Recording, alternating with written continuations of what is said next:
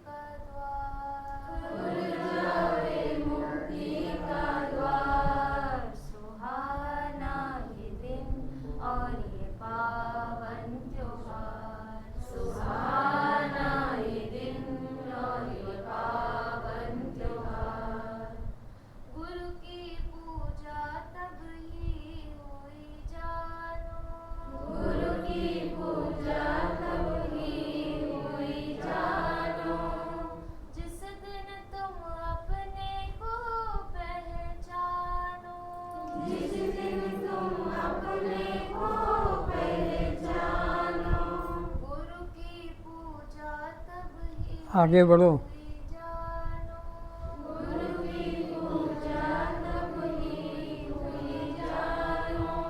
जिस दिन तुम अपने को पहचानो, जिस दिन तुम अपने को पहचानो, समता भाव आए, समता भाव आए, ब्रह्मानंद पाए, ब्रह्मानंद पाए, हो आनंद अपार, हो आनंद अपार। सुहाना ये दिन और ये पावन त्योहार, सुहाना ये दिन और ये पावन त्योहार।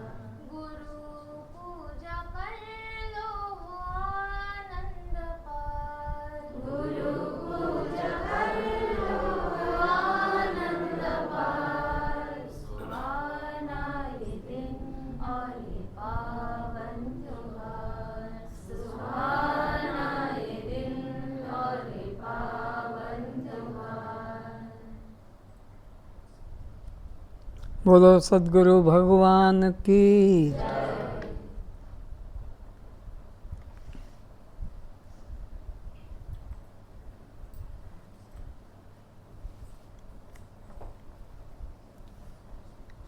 अष्टावक्र जी अपने मुमुक्षु शिष्य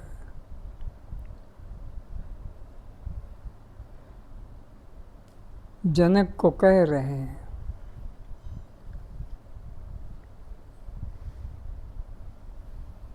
वही जीवन धन्य है जिस जीवन में मोक्ष को पाने की इच्छा जगे।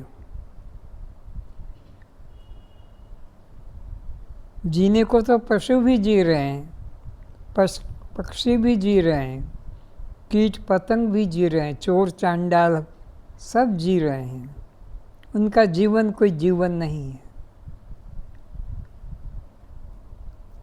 जीवन वही धन्य है जिसमें जिज्ञासा जगे सत्य को पाने की, मुक्ति को पाने की भूख जगे।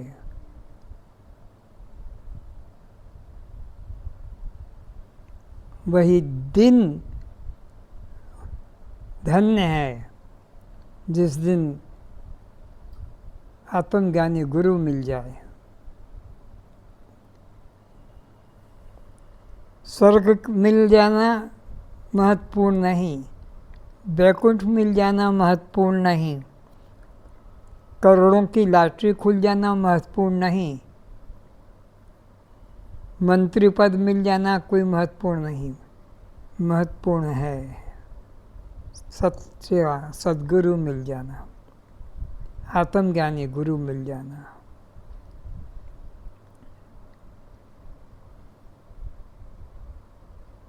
हर जन्म पुनर्जन्म दिलाता है, हर जन्म 84 में भटकाता है, पर जिस जन्म में आत्मज्ञानी गुरु मिल जाता है और उनके प्रति मन में श्रद्धा विश्वास जग जाता है तो जीवन धन्य है, क्योंकि उसको फिर जन्म लेना नहीं पड़ेगा। वो जन्म मरण के इस जाल से चक्र से वो मुक्त हो जाता है। जिसको आत्मज्ञानी गुरु मिल जाए और उनके प्रति श्रद्धा जग जाए, धन्य धन्य हो गया। आगे क्या कहते हैं?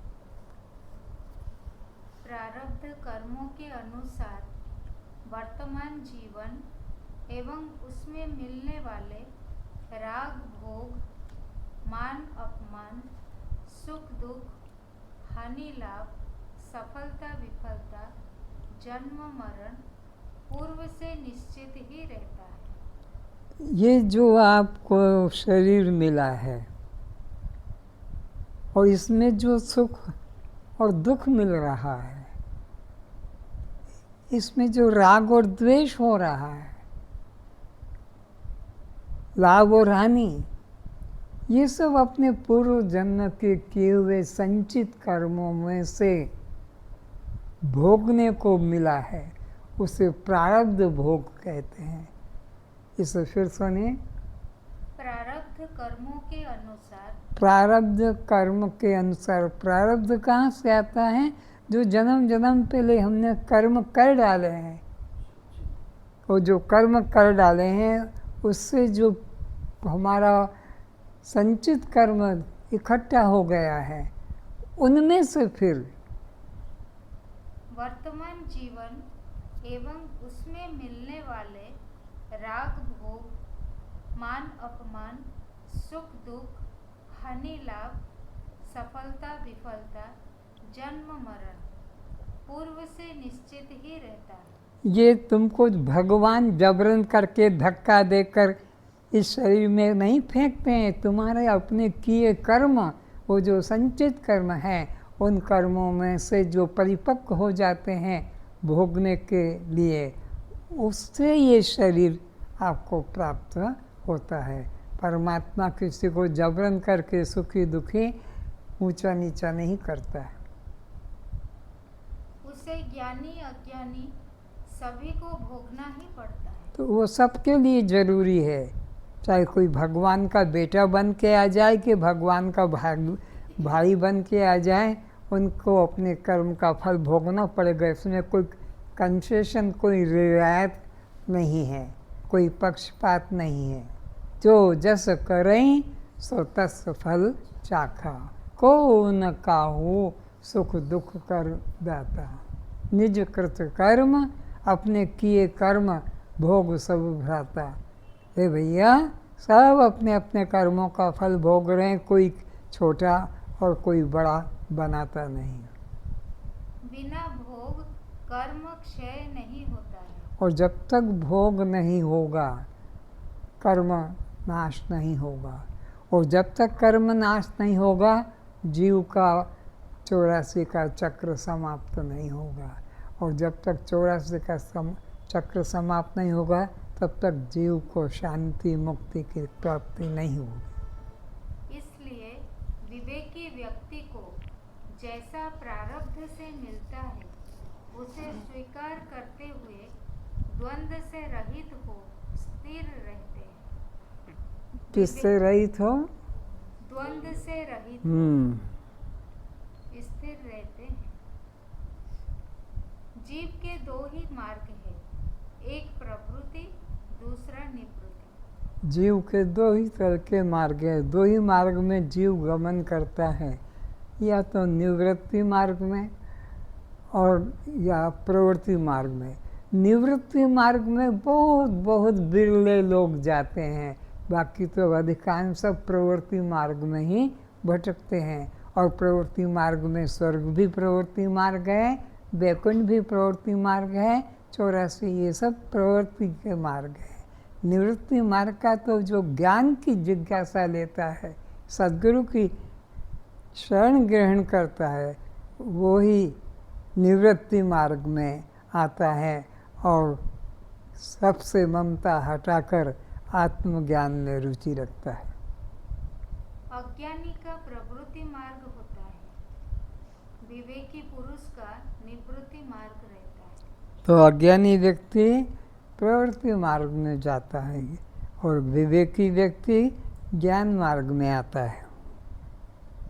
जिसका जिस भोग का प्रारब्ध जगा है उसे वह सुख दुख भोगना ही पड़ेगा। और जिसका जो भोग प्रबल होता है उसको पहले वो भोगना पड़ता है, उसे वो छोड़ नहीं सकता। निवृत्ति का प्रबल भोग जगह है तो प्रवृत्ति में जाएगा, निवृत्ति का जगह है तो निवृत्ति में जाएगा। भोगना पड़ेगा, बिना भोगे वह समाप्त होता नहीं। हे आत्मन, जो पुरुष सत्वगुण के कार्य रूप प्रकाश को और रजोगुण के कार्य रूप प्रवृत्ति को तथा तमोगुण के कार्य रूप मोह को ना तो प्रवृत्त होने पर उनसे द्वेष करता है और ना निवृत्ति होने पर उनकी आकांक्षा करता है। 3 तरह के कर्म बताए हैं। कौन कौन से? सत्वगुण के कार्य रूप प्रकाश को सत्व गुण का कार्य है ज्ञान प्रकाश, रजोगुण का कार्य है प्रवृत्ति चंचलता, और तमोगुण का है मोह। मोह। ये तीनों कर्म है, और तीनों कर्म में सत्वगुणी सत्व में, रजोगुणी रजोगुण में, और तमोगुणी व्यक्ति तमोगुण में प्रवृत्त होते हैं। तो प्रवृत्त होने पर ना उनसे द्वेष करता है और निवृत्ति होने पर ना उनकी आकांक्षा करता है। तो ज्ञानी व्यक्ति निवृत्ति वाले की आकांक्षा नहीं करता है और प्रवृत्ति के तरफ मोह नहीं करता है कि बचा रहे, ये मैं भोगी हूँ, यह मेरे को मिलता रहे, ऐसा वो भोग में आकांक्षा नहीं करता है। बिना कर्म फल भोग किए वह कर्म कभी समाप्त नहीं होता है। कर्म चाहे वो अज्ञानी करे कि ज्ञानी के द्वारा हो, जो कर्म कर्तापन के भाव से किया जाता है उसको कोई बिना भोगे छोड़ नहीं सकता, उसे भोगना ही पड़ता है, चाहे वो ज्ञानी हो कि अज्ञानी।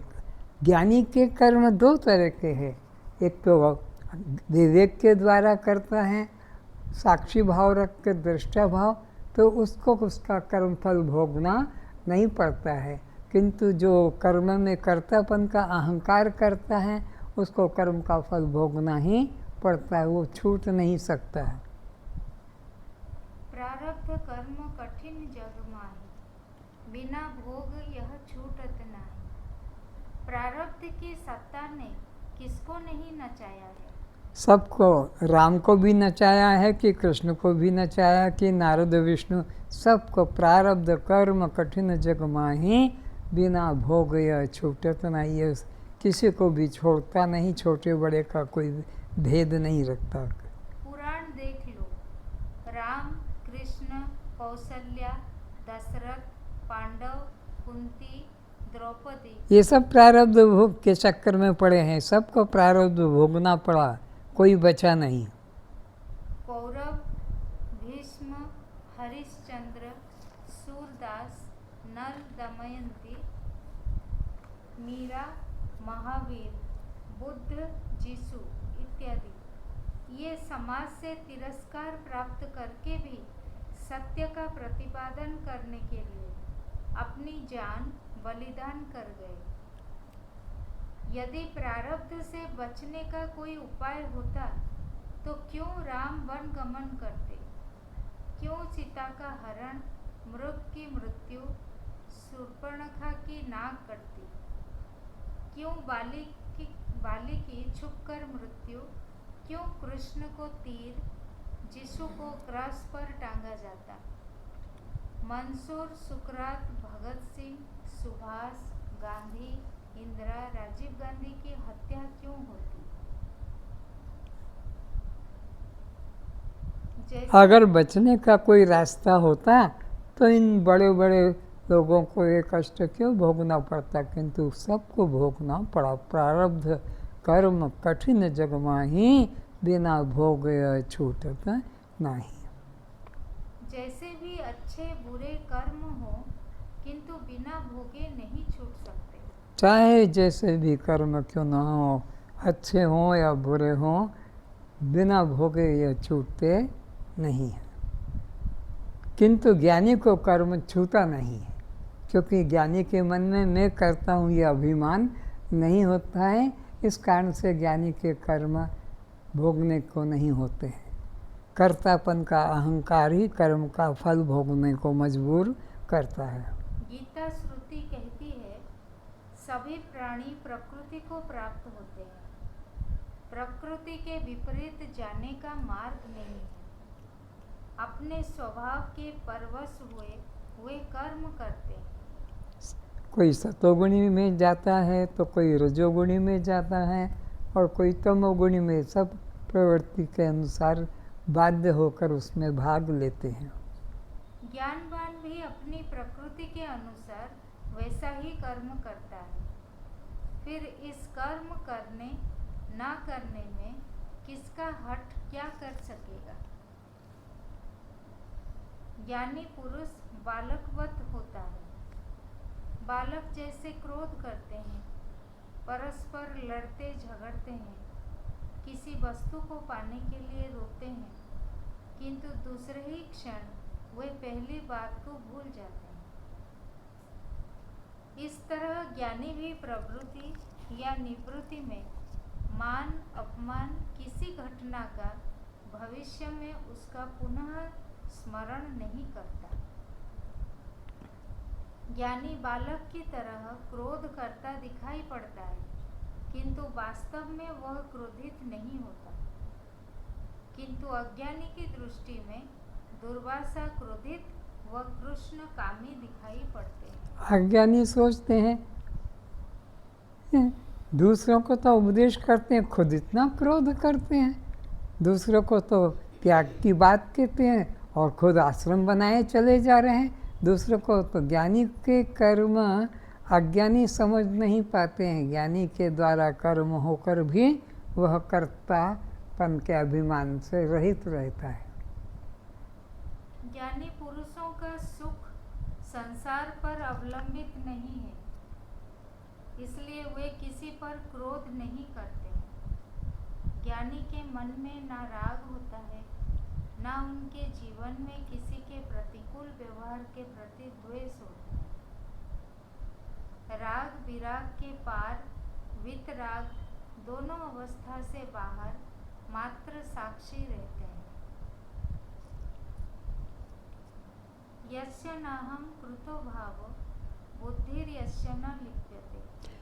जिस व्यक्ति के मन में ये है कि मैं करता हूँ, ये भाव नहीं रहता है, उस व्यक्ति के द्वारा भोग होने पर भी वह भोगता नहीं, या किसी की हत्या कर दे तब भी वो हत्यारा कहलाता नहीं। फिर से यस्य नाहं कृतो भावो बुद्धिर्यस्य न लिप्यते हत्वापि स इमान् लोकान् न हन्ति न निबध्यते।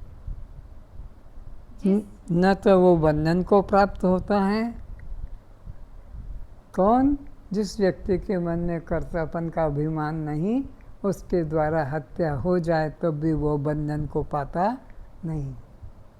जिस ज्ञानी पुरुष के अंतःकरण में मैं करता हूँ ऐसा भाव नहीं है, तथा जिसकी बुद्धि सांसारिक पदार्थों में और कर्मों में लिपायमान नहीं होती है, वह पुरुष ना किसी से राग करता है ना द्वेष करता है। फिर भी इस ज्ञानी से प्रारब्ध अनुसार कुछ असामाजिक कार्य हो जावे तो भी यह बंधन को प्राप्त नहीं होता है। ज्ञानी के द्वारा कुछ असामाजिक कार्य हो जाए तो भी वह बंधन को प्राप्त होता नहीं, क्योंकि उसके मन में कर्तापन का अभिमान नहीं, उसके मन में संसार की सत्यता भी नहीं। क्योंकि इसके मन में कर्मों के प्रति कर्ता भाव नहीं होता है। तत्वज्ञानी जानता है कि मैं कुछ भी नहीं करता हूँ। सब गुण ही गुणों में अर्थात प्रकृति अपनी स्वभाव में बरत रहे हैं। नैव किंचित करोमीति युक्तो मन्येत तत्त्ववित्। इंद्रियाणि इंद्रियार्थेषु वर्तन्त इति धारयेत्। देखती आँख है, मैं नहीं। सुनते हैं कान, मैं नहीं। सूंघती है नाक, मैं नहीं। चखती है जिह्वा, मैं नहीं। स्पर्श करती है त्वचा, मैं नहीं। चलते हैं पैर, मैं नहीं। पकड़ता है हाथ, मैं नहीं। इस तरह ज्ञानी इंद्रियों के कर्मों में अपने को कर्तापन के भाव में जोड़ता नहीं, बल्कि देह इंद्रिय के कर्म हो रहे हैं, मैं उससे अलग साक्षी मात्र हूँ। ज्ञानी का हमेशा ऐसा ही विचार रहता है, इसलिए ज्ञानी का जीवन मुक्त होता है। मैं दृष्टा साक्षी आत्मा हूँ, इस प्रकार अपने को तत्व से जानने वाला सांख्य योगी तो देखता हुआ, सुनता हुआ, स्पर्श करता हुआ, सूंघता हुआ, भोजन करता हुआ, गमन करता हुआ, बोलता हुआ, सोता हुआ, श्वास लेता हुआ, त्याग करता हुआ, ग्रहण करता हुआ, अज्ञानी की तरह ज्ञानी सब कुछ करता हुआ, संतान उत्पत्ति करता हुआ तथा इन आँखों को खोलते मूंदते हुए सब इंद्रियां अपने अपने विषय में बरत रही है, इस प्रकार समझकर निस्संदेह ऐसा माने कि मैं कुछ नहीं करता। तो तत्वदर्शी क्या माने अपने को कि मैं कुछ भी करता। कौन कर रहा है? प्रकृति के द्वारा, 3 गुणों के द्वारा, इंद्रियों के द्वारा हो रहा है। जो विषय भोगों में राग वाला है, उसे ही उस विषय के संबंध से दुख उत्पन्न होता है। जो राग रखता है, आसक्ति रखता है इंद्रिय विषयों में, उसे ही उसका फल भोगना पड़ता है। फिर वह उसको त्याग कर सुख पाने की इच्छा करता है। किंतु जो वितराग पुरुष है, वह संसार के प्रतिकूल विषयों का ग्रहण होने पर कष्ट का अनुभव नहीं करता है।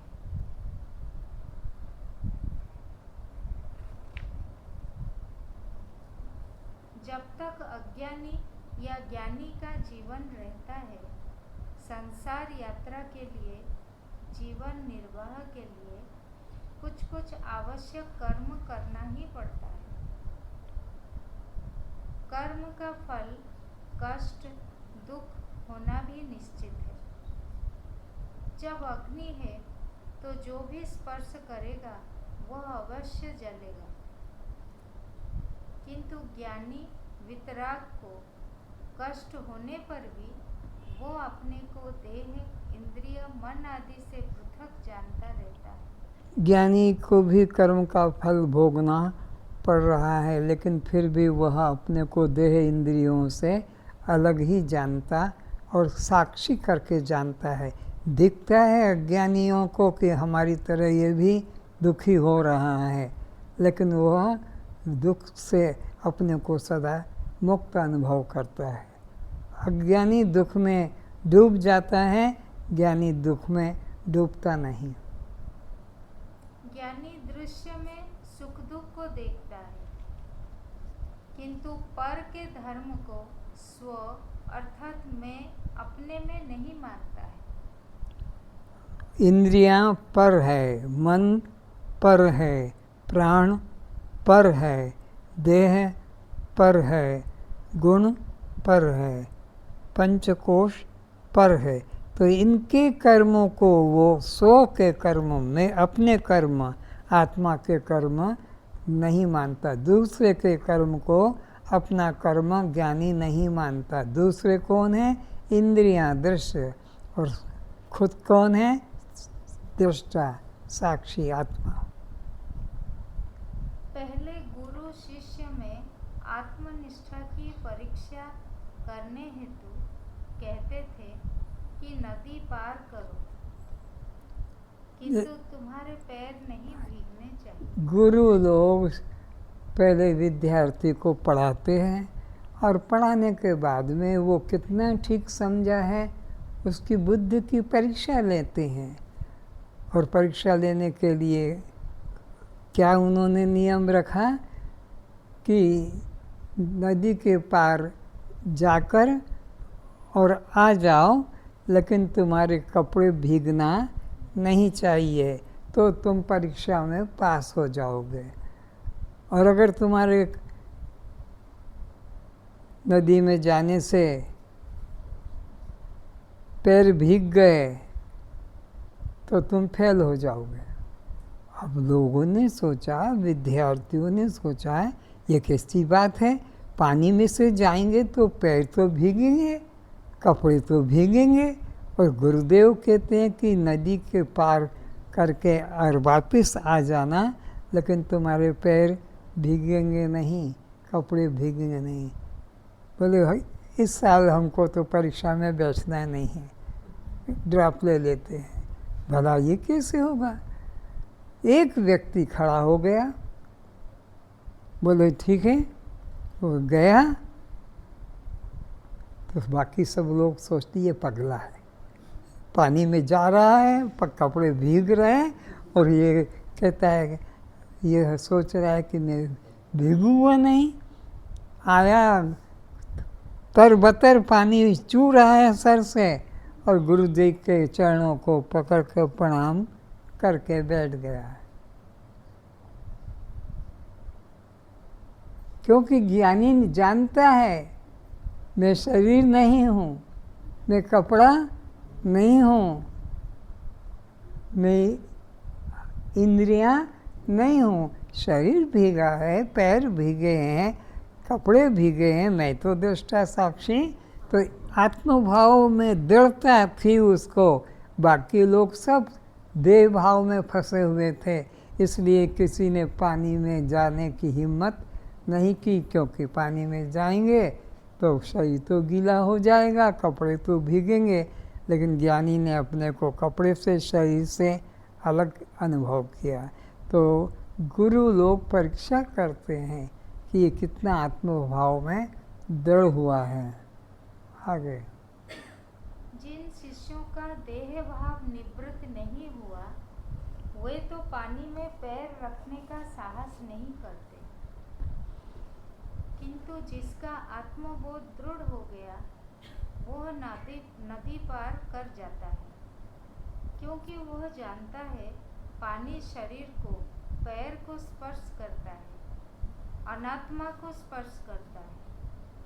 गुरुदेव ने तो मुझे आत्म स्वरूप का बोध कराया है कि तू आत्मा है, और आत्मा को तो जल स्पर्श करता नहीं, अग्नि जला पाता नहीं, शस्त्र काट पाते नहीं, वही मैं हूँ।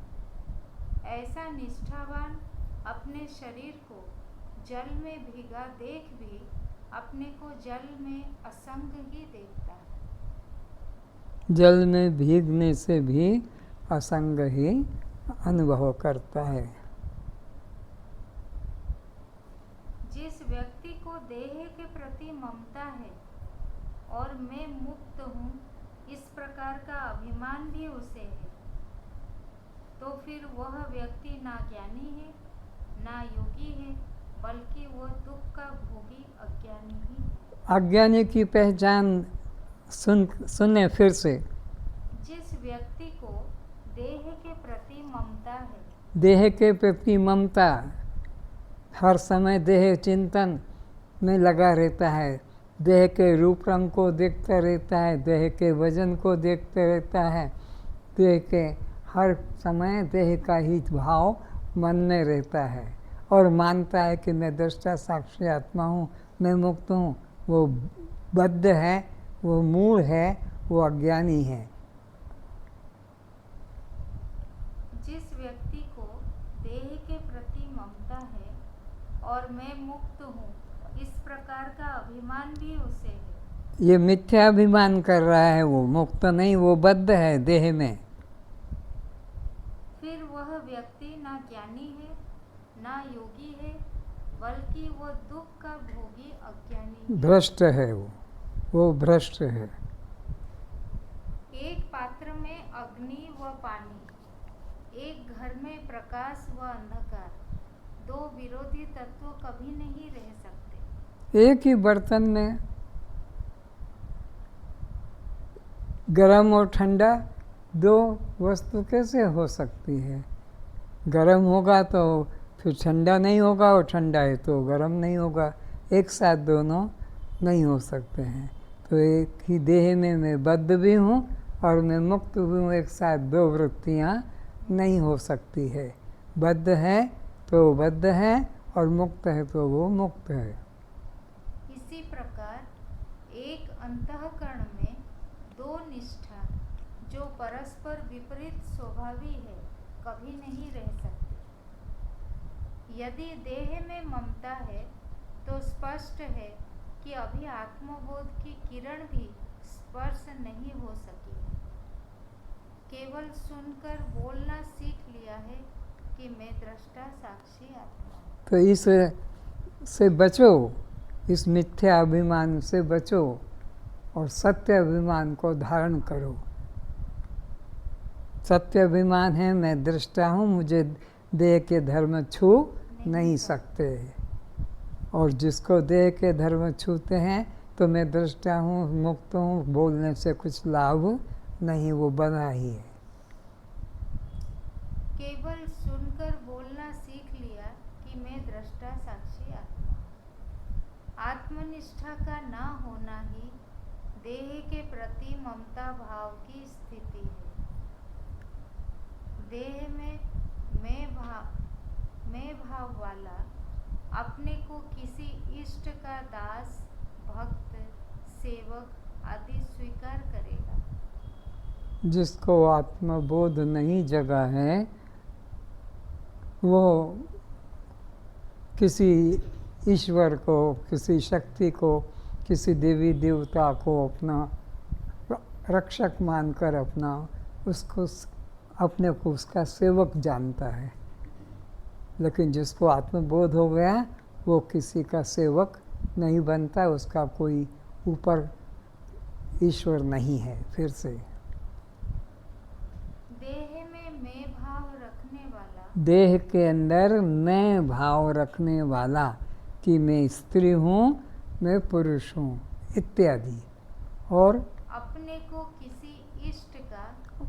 को किसी इष्ट का सेवक, दास मानता है कि मैं तो हनुमान का दास हूँ, कि मैं गणेश का दास हूँ, कि मैं शंकर का दास हूँ, तो सेवक आदि स्वीकार करेगा एवं इष्ट को अपने से पृथक स्वामी भगवान मान, और इष्ट को अपने से पृथक स्वर्ग में, वैकुंठ में और किसी लोक में ऐसे दूर मानता है। इष्ट को उपासना करेगा और अपने को कर्ता एवं उसे फलदाता मानेगा। अपने को कर्ता मानेगा और मेरे कर्म का फल देने वाला तो भगवान गणेश है कि शंकर, ऐसा मानता है।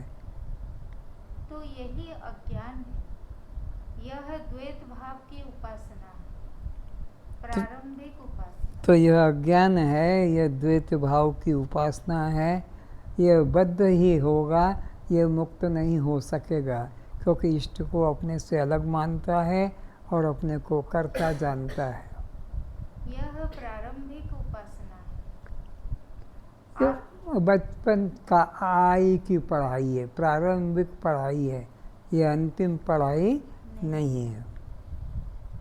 आत्मबोध जिसे हो चुका है वह अपने को ब्रह्म, आत्मा, अद्वय, अखंड, निराकार, निर्विकार, निर्विकल्प रूप जानता है। फिर से जिसको आत्मज्ञान हो गया है वो अपने को कैसा करके मन में मानता है, सुनो।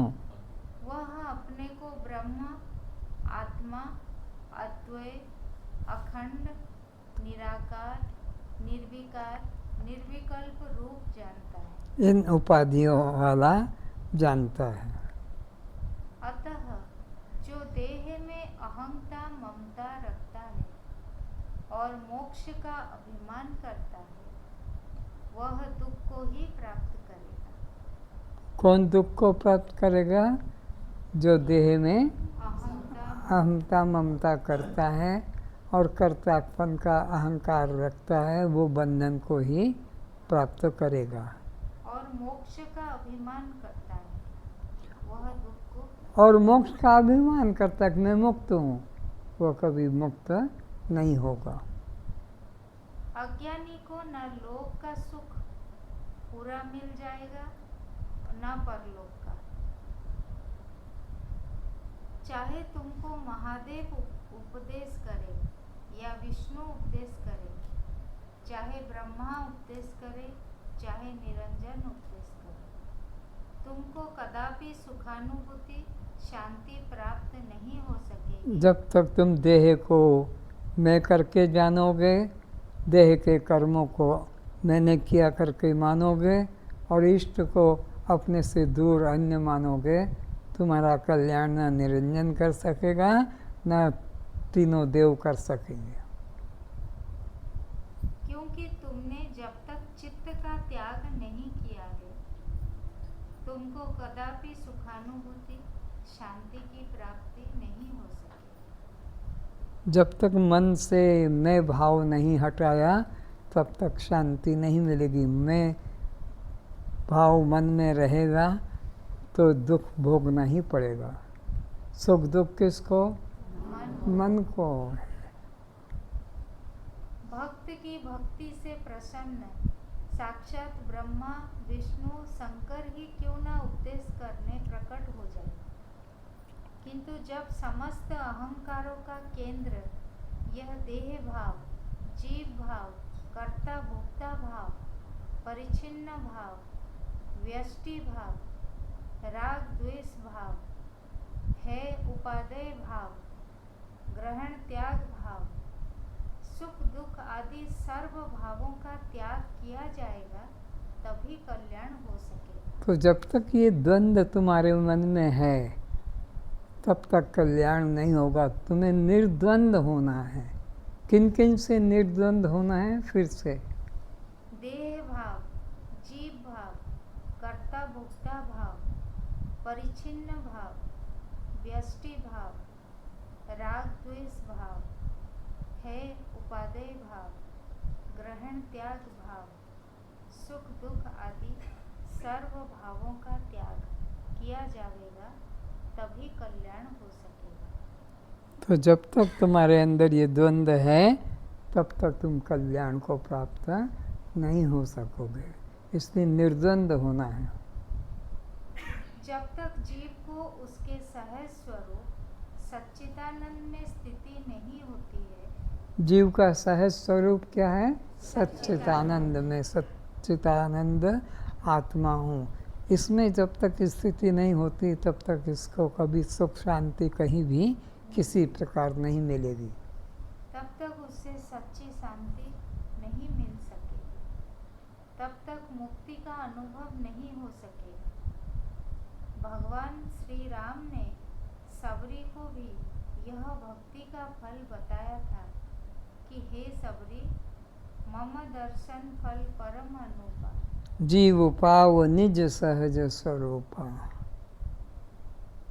प्रत्येक जीव देह, इंद्रिय, प्राण, मन, बुद्धि इन अनात्म उपाधियों के साथ तादात्म्य मानने से दुखी होता है। इनमें एकत्व भाव करने से यह मैं हूँ, ये मेरे हैं, वो व्यक्ति दुखी होता है। अनात्मा में मैं भाव जोड़ने से ये दुख को ही प्राप्त होगा। जब तक यह विवेक द्वारा अनात्मा से तादात्म्य नहीं छोड़ेगा, देह से मैं पने का भाव जब तक नहीं छोड़ेगा तब तक ये कभी मुक्त नहीं हो सकेगा। देह भाव में अपने को जोड़ना ही बंधन है। एवं आत्मा में आत्मभाव नहीं करेगा, और आत्मा में मैं आत्मा हूँ ये भाव करना ही मुक्ति है। इसे शांति नहीं मिल सकेगी। जो आत्मा में मैं आत्मा हूँ ये भाव नहीं जगाएगा उसे कभी सुख शांति नहीं हो सकेगी। स्वरूप बोध के अभाव में अपने को इंजीनियर, डॉक्टर, वकील, प्रोफेसर सब बैठे हैं यहाँ पे, सब अहंकार ले लेकर मैं ये हूँ, मैं वो हूँ, मैं ये हूँ, मैं वो हूँ। सेक्रेटरी, डायरेक्टर, मैनेजर, मंत्री आदि का अभिमान कर लेते हैं, किंतु यह सब तो बुद्धि की योग्यता से उपाधि मिली है। तुम तो इन उपाधि के पहले थे, एवं यह उपाधियां छीन जाएगी तब भी तुम रहोगे। नौकरी छूट जाएगी तब तुम किसके इंजीनियर, तब तुम किसके डॉक्टर, तुम किसके सेक्रेटरी बनोगे। पहले से भी तुम हो और ये उपाधियाँ छिन जाने पर भी तुम तो रहोगे। अतः इन बुद्धि से सिद्ध उपाधियों के अभिमान का भी मन से त्याग करो। तो इन उपाधियों का मन से त्याग करो। मैं कोई उपाधिवान नहीं हूँ, मैं तो सर्व साक्षी हूँ, सबका साक्षी हूँ। उपाधि तो बाद में आई है और चली जाएगी, मैं उसके पहले भी हूँ, उसके बाद भी मैं रहूँगा।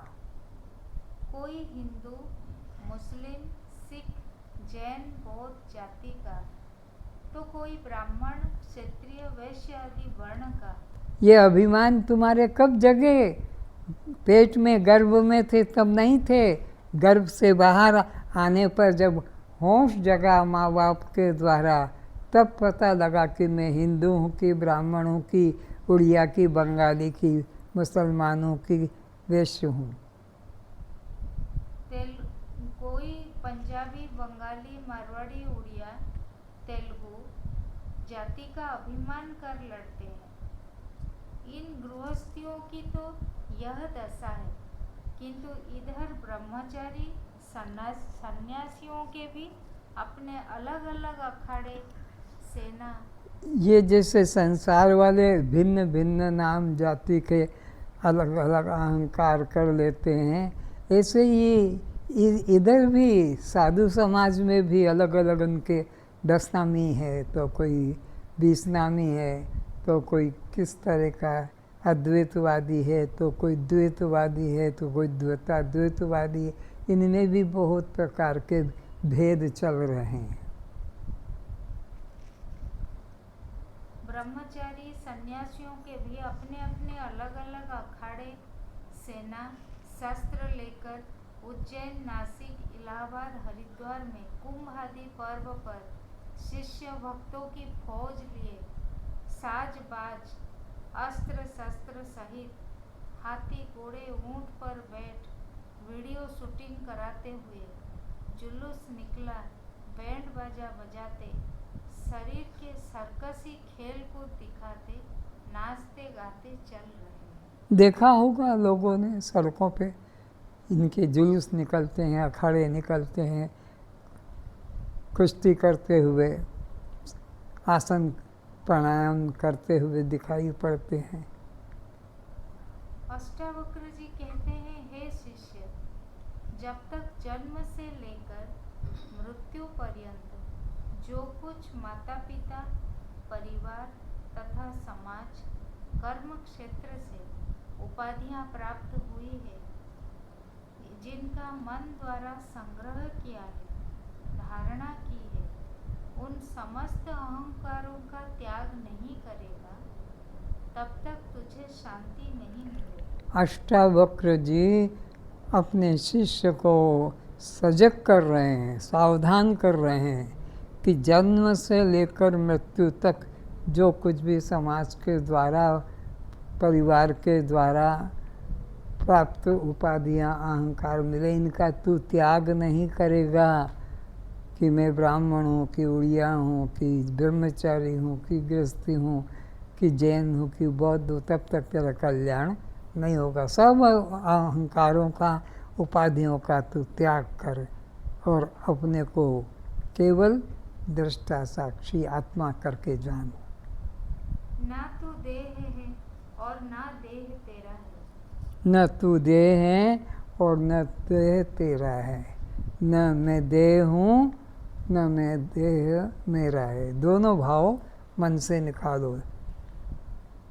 देह के तो प्रत्यक्ष में पिता माता ही इसके कर्ता है। प्रत्यक्ष है, वो तो सामने खड़े हैं, पिता है, वो कहेगा देह बच्चा मेरा है, बच्ची मेरी है, तू कैसे उसको मेरा मेरी कह रहा है?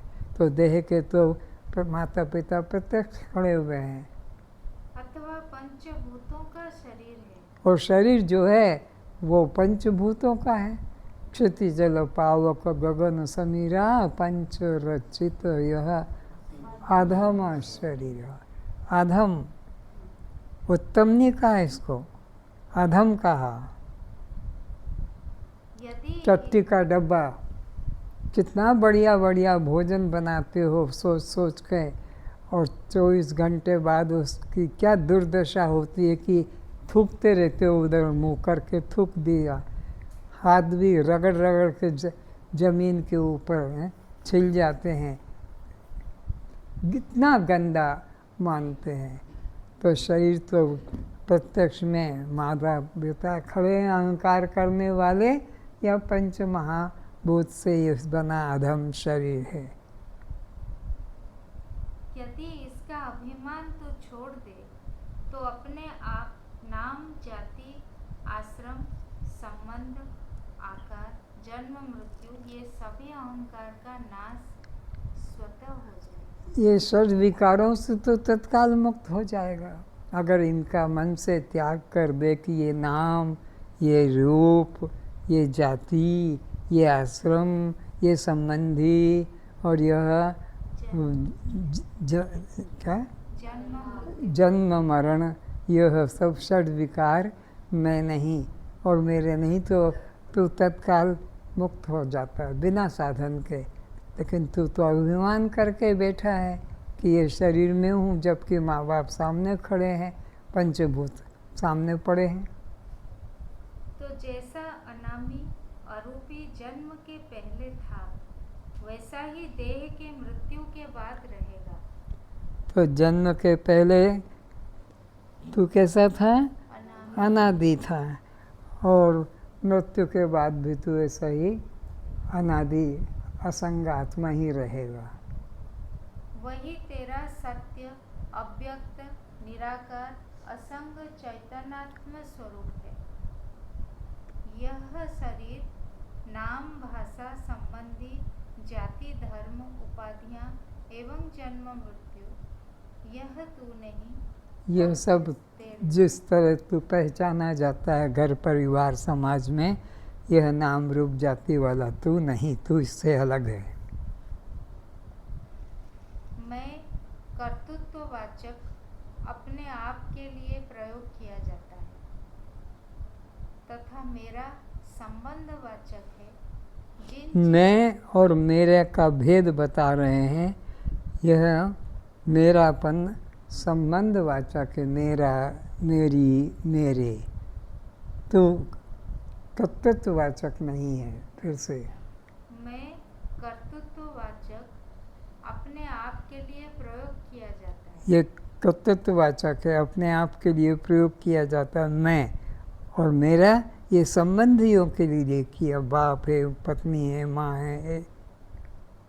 मेरा संबंधवाचक है जिन चीज़ों से वह अपने से भिन्न से संबंध रहता है।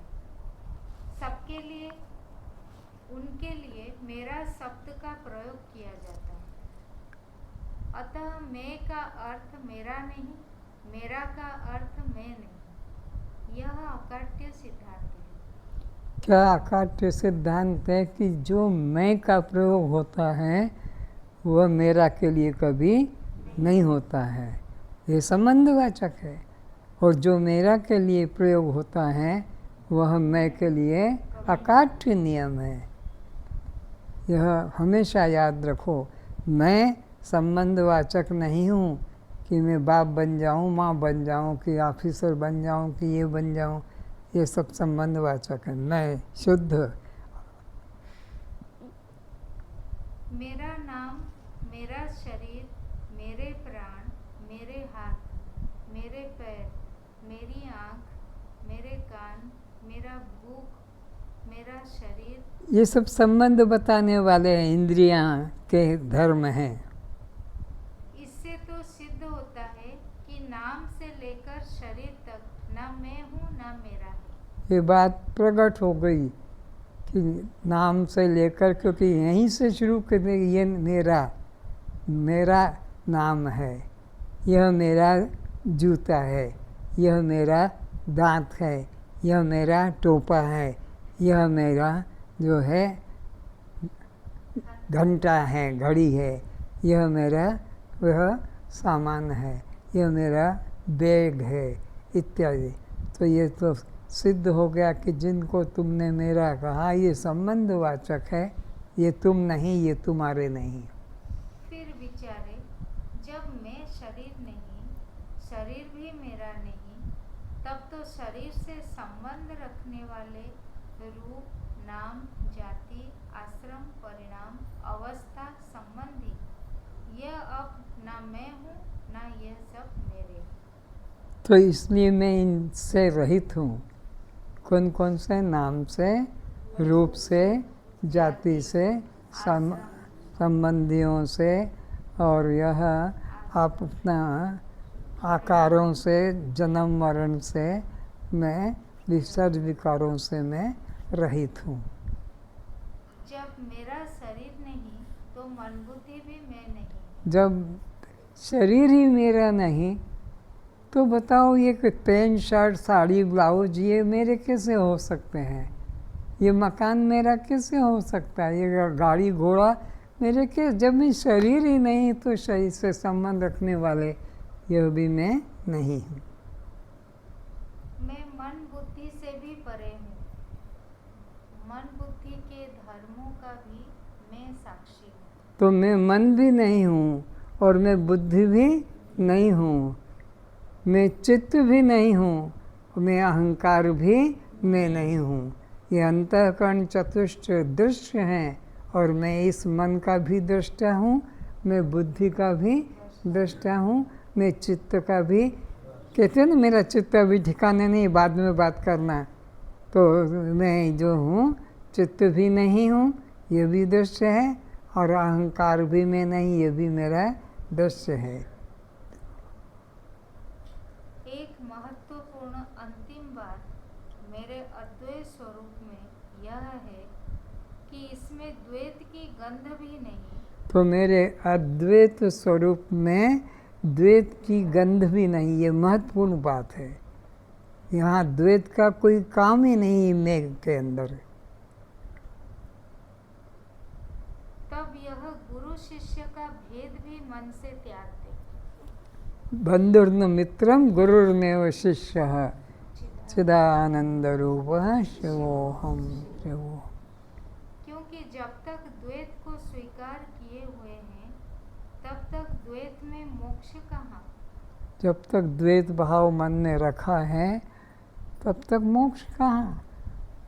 और मोक्ष में द्वैत का कोई गुंजाइश नहीं, अद्वैत है मोक्ष।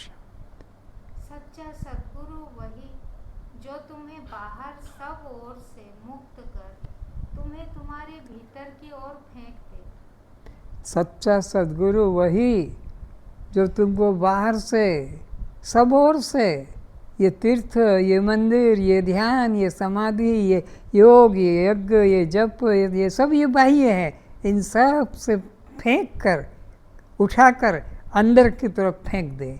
अंदर की तरफ इन्हें सबका दृष्टा साक्षी अंदर रहकर बना दे। वो सच्चा गुरु है। और जो तुमको बद्रीनाथ की यात्रा करा दे, चारधाम की यात्रा अपने पैसे लगाकर करा दे, तो ये सोचो कि तुमको ये नरक ले जाने वाला है। अपने से भी मुक्त करा दे। अपने देह भाव से भी मुक्त करा दे। बाहर के शास्त्र, संप्रदाय, जाति से भी मुक्त कर दे। ना रहो हिंदू, ना रहो ब्राह्मण, ना रहो शिष्य, ना रहो ब्रह्मचारी। कुछ भी अहंकार अपने साथ मत रखो, सब अहंकारों से अपने को मुक्त कर लो। तुम उस निर्विचार में डूब जाओ जहाँ से सब प्रकाशित हो रहा है। जहाँ से सब सिद्ध हो रहा है वो कौन वस्तु है? मैं से सब सिद्ध हो रहे हैं, तुम उस भाव में स्थित हो जाओ। याद रखो, बंधुर्न मित्रम गुरुर्नैव शिष्यः चिदानंद रूप शिवोहम शिवोहम। अस्तु, जब तक अंतःकरण शुद्ध नहीं होगा तब तक कोई महान से महान गुरु उपदेश करे तो भी जीव का कल्याण नहीं होगा। फिर से, जब तक अंतःकरण शुद्ध नहीं होगा। अंतःकरण की शुद्धि की पहचान की मैं दृष्टा आत्मा हूँ, ये तुम्हारे अंतःकरण में भाव जब दृढ़ हो जाएगा तो सोचो कि तुम्हारा कल्याण हो गया। और जब तक मैं दृष्टा साक्षी आत्मा हूँ, ये अंतःकरण में भाव नहीं आया और मैं करता हूँ कि मैं नाम रूप जाति वाला हूँ, ये प्रतिष्ठा वाला, तो तुम बंधन से मुक्त नहीं हो सकोगे। जब तक अंतःकरण शुद्ध नहीं होगा तब तक कोई महान से महान गुरु उपदेश करे तो भी जीव का कल्याण नहीं हो सके। तो भी कोई महान से महान जगत गुरु भी क्यों ना हो, तुम्हारा वो कल्याण नहीं कर सकेगा, नहीं हो सकेगा। अंतःकरण में से मैं भाव निकल जाए, देह भाव निकल जाए, जीव भाव निकल जाए और मैं दृष्टा साक्षी आत्मा हूँ, ये भाव तुम्हारे में जग जाए, तभी तुम्हारा कल्याण होगा। अतः समस्त अनात्माकार वृत्तियों एवं उपाधियों के प्रति अहंता एवं ममता भाव का, सब उपाधियों से अहंता और ममता, मैं मेरा भाव निकाल दो। ममता भाव का पूर्ण परित्याग हो जाना ही सच्ची मुक्ति है। वही सच्ची मुक्ति है और यही सच्चा ज्ञान है और ऐसा बताने वाला ही सच्चा सद्गुरु कहलाएगा। विजातीय वृत्ति का परित्याग एवं ब्रह्म भाव में स्थिति ही कल्याण का हेतु है। विजातीय वृत्ति का परित्याग कर दो और सजातीय वृत्ति का मन में निरंतर सतत चिंतन करते रहो कि मैं दृष्टा साक्षी आत्मा हूँ। यही सबसे अंतिम उपदेश है। आज बस इतना ही। कस्त्वं ओम सहना भवतु सहनो भुनक्तु सह वीर्यं करवावहे तेजस्विनां वधीतमस्तु मा विद्विषावहे। ओम शांति शांति शांति।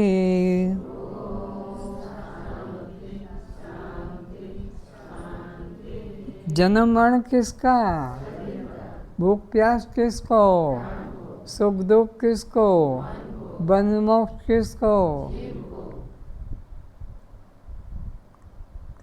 कस्त्वं ओम शांति शांति। प्रस्थान करें, प्रसाद ग्रहण करें।